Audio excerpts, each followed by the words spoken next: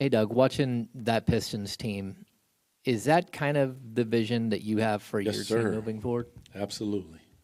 Yeah, that's hopefully looking right in the mirror right there. You come out and because most nights in our league, when you face people that do that to you, you either don't ring the bell or like we did tonight, we didn't ring in the first half and rung it in the second half. But then sometimes it's just too late. We cut it to 9 with 3:30, but just too much to get over. That level of physicality, that level of aggressiveness, continued touching, holding just at people just for 48 minutes. With these fans hollering, yeah, it'll be a sight to see. Do you see, without getting you in trouble, what was the issue with the that caused the technical foul? I don't think there's anything that I could say that wouldn't get me in trouble. You did see our last okay, and then like I already got fined, so yeah, I'm gonna leave that one alone, man. That's wow. 70 points in the paint, though, for Detroit tonight. Just what were they doing early, specifically in that second and third quarter? That Grown man basketball. I mean, there's no simple like we had a plan to meet their aggression and physicality with physicality and force, and in the first half we weren't prepared for it. They scored 44 points in the first half in the paint. In the second half, 26. Okay, but you can't let a team like that do that because it gains confidence. Like they don't shoot the three ball like that. But when you see the ball go through the basket, now all of a sudden, the basket just opens up, and before you know it, people are knocking down shots. So, a massive amount of respect to them and big like that. That is, they have a good team, a physical team, a team that they should be proud of. That's good basketball, in my opinion. We talked about it in the last couple days a little bit, but just from these last few games, even tonight, it felt like you guys were, a little more physical, even though you were down big at times. What has kind of maybe clicked for some of these guys to kind of turn the corner to have maybe a little more fight in some of these games than before?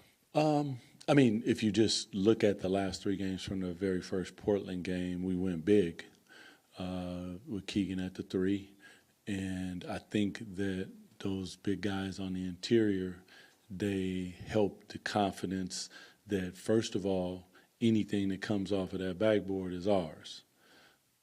Anything that drives down the lane is going to be contested. And when you as a perimeter player have that behind you, it's just a confidence that I can be a little bit more aggressive.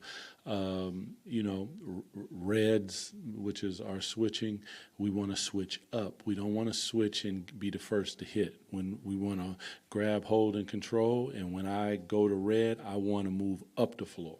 I want to touch you first.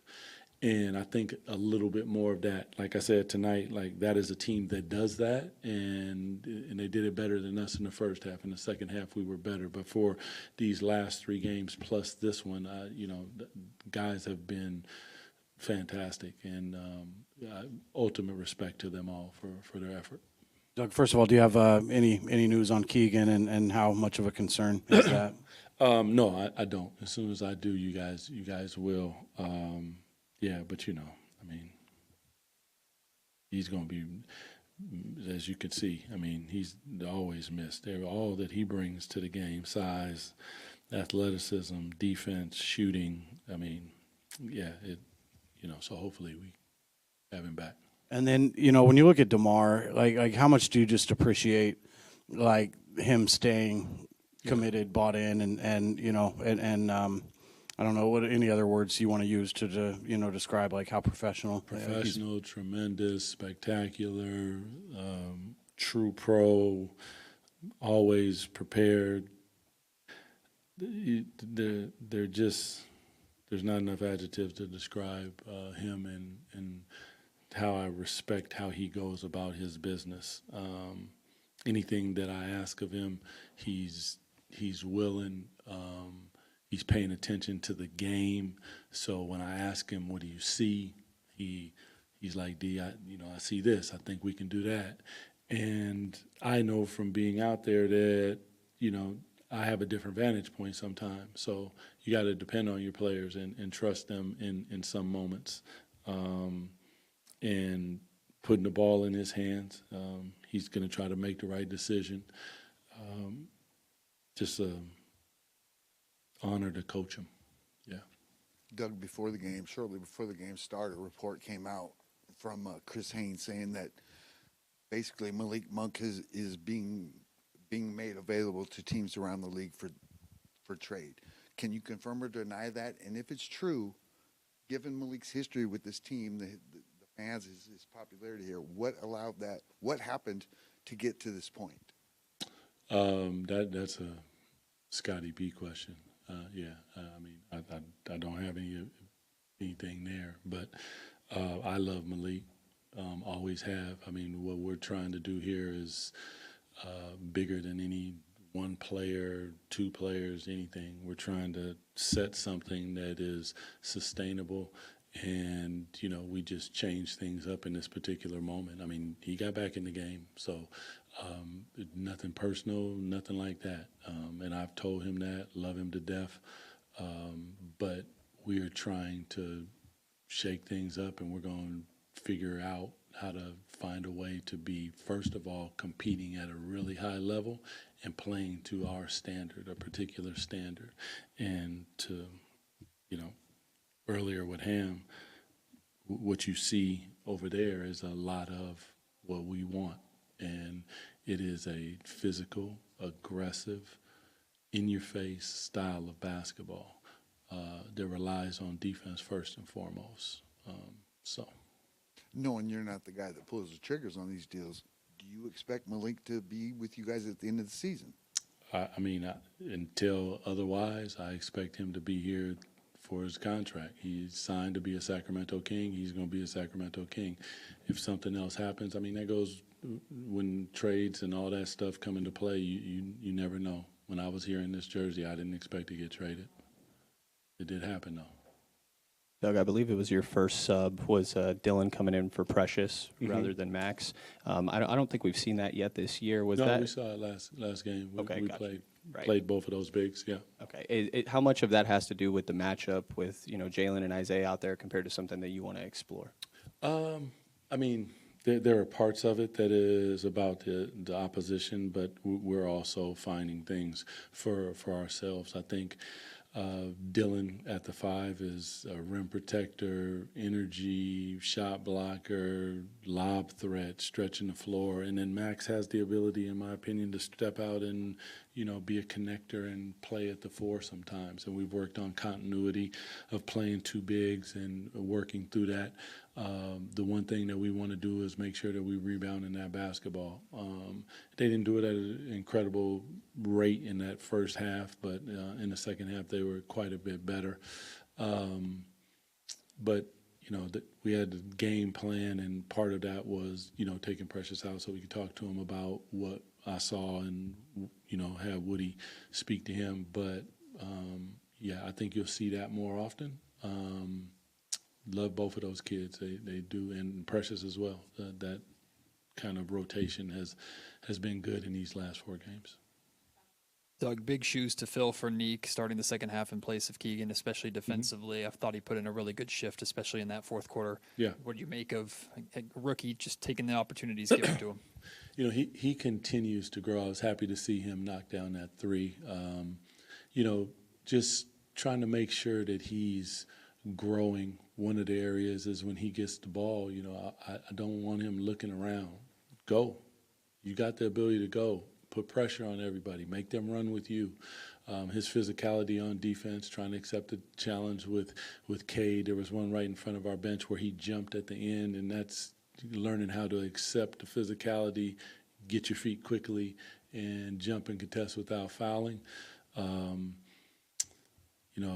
I like the attack on the rim. I told him, listen, if you get a chance, don't be shy. Go introduce yourself, say hello, and that can go a couple of different ways, and that's all right because you got to find out about that. And it was really good to see him get downhill and attack the rim. Great young player, man, and it's a lot of fun to watch them figure it out on the fly, because it can be difficult sometimes, and no better way than playing against one of the 1, 2, 3 top defenses in the league with physicality and all that to start to figure it out for him. So super excited with what I saw from him, especially in that second half. Thank you. Merry Christmas to you guys. Hey, Precious. The way that game went, like the physicality of the game, is that something that, number one, you bring to the table, and number two, is something you're trying to impart on some of these young guys like Dylan and Max? Yeah, first off, I just want to say thank you to God Almighty, Jesus Christ, my Lord and personal Savior. But speaking about the game, that's the recipe to compete at a high level. You gotta come out there every day and compete at a high level. Every little play matters. I've been in a lot of playoff games throughout my career. Last year, I faced that team a bunch of times in the Eastern Conference, and those little plays, hustle plays here and there, they mean a lot when it comes down to to the winning basketball games. So that's how you build good character.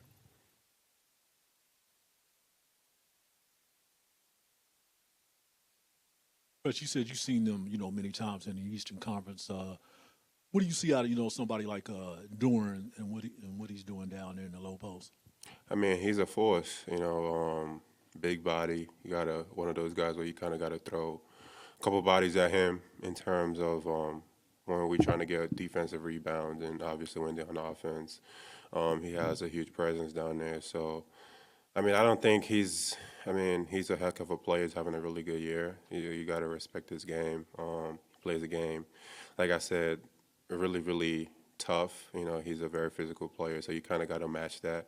Overall, they're a very physical team, between himself and Isaiah, two very physical guys. So you kind of got to go out there and match every single possession, every single play, not just defensively, but also when we're on offense. You kind of got to impose your will on them, kind of make them react to you instead of being reactionary. Precious, you guys have been through a lot already and kind of had your legs, kind of cut out early in the season with all these injuries and stuff you've dealt with. Like, where you look at these last 4 games and the resiliency that you've seen and that you guys have shown, like, where do you think the fight is coming from recently? I think it's just pride. I think a lot of guys in the locker room, especially, a lot of our older guys, they've proven themselves to be winners, over the course of their careers. So that's where that comes from. You're looking at guys like Ross, DeMar, Dennis, Malik. Those guys, they've won, throughout their career. So they've been in big moments. So that's just where that comes from, resilience and just continuing to go out there and fight and put us in positions to win. The last couple of games, I thought we've been playing really hard. But that's just the cost of doing business sometimes in the league. You play hard, but it comes down to those, plays, one play here, one play there, that determines the game.